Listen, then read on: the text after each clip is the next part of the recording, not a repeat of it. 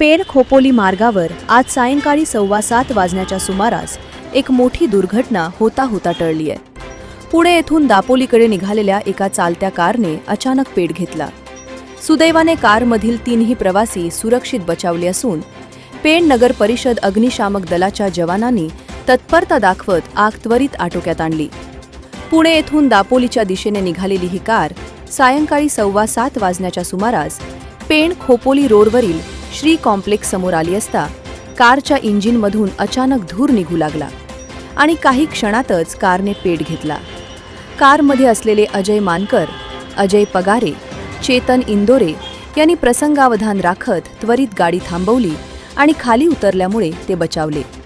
घटनेची माहिती मिळताच पेण नगर परिषदेचे अग्निशामक दल तात्काळ घटनास्थळी दाखल झाले. जवानांनी अवघ्या काही मिनिटातच पाण्याचा मारा करून कारला लागलेली आग पूर्णपणे विझवली. जर अग्निशामक दल वेळेवर पोहोचले नसते तर कार पूर्णपणे जळून खाक झाली असती आणि मोठी दुर्घटना घडण्याची शक्यता होती. आगीमुळे कारचे मोठे नुकसान झाले, मात्र कोणतीही जीवितहानी झाली नाही.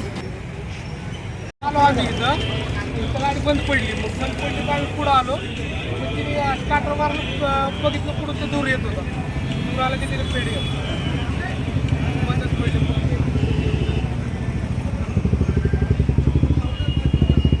जनोदय करिता विनायक पाटील, पेण.